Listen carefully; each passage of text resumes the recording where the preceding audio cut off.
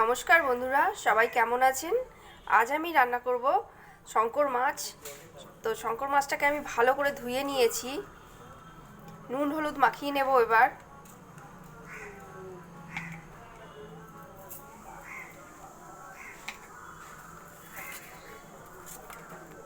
এই মাছে একদম কাটা হয় না, খুব সুন্দর খেতে লাগে।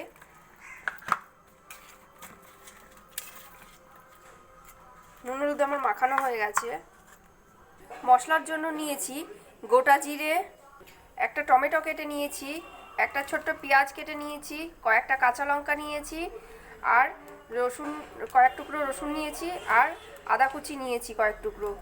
যে যেমন ঝাল খেতে পছন্দ করেন সেই অনুযায়ী লঙ্কাটা দেবেন। মশলাটা আমি পেস্ট করে নেব। এবার কড়াই গরম হলে কড়াইতে তেল দিয়ে মাছগুলো আমি ভেজে নেব।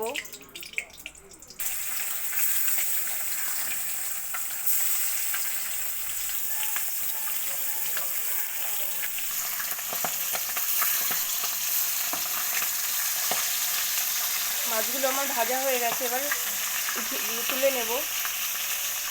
মাছ আমার ভাজা হয়ে গেছে। এবার কড়াইতে আরেকটু তেল দিয়ে পেস্ট করে রাখা মশলাটা আমি দিয়ে দেব।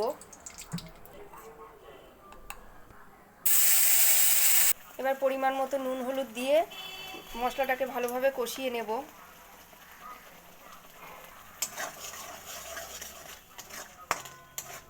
মশলা আমার ভালোভাবে কষানো হয়ে গেছে, এবার জল দিয়ে দেব পরিমাণ মতো। এবার গ্রেভিটা ফুটে উঠলে মাছগুলো দিয়ে দেব। গ্রেভি আমার ফুটে উঠেছে, এবার মাছগুলো আমি দিয়ে দেব।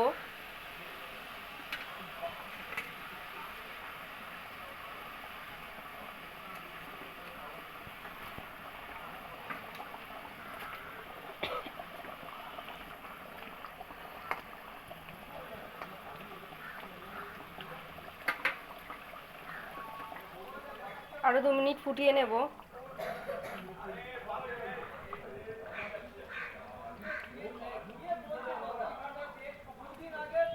এবার সামান্য পরিমাণ গরম মশলা দিয়ে আমি নামিয়ে নেব।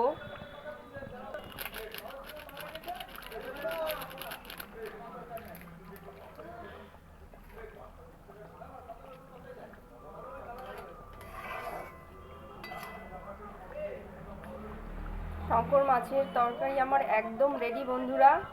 গরম গরম ভাতের সাথে দারুণ লাগবে এটা খেতে। আর এই মাছ খাওয়া ভীষণই উপকার, বিশেষ করে শ্বাসকষ্ট রোগীদের জন্য তো ভীষণই উপকার। আপনারাও এভাবে বানিয়ে দেখুন, খুবই ভালো লাগবে গরম গরম ভাতের সাথে।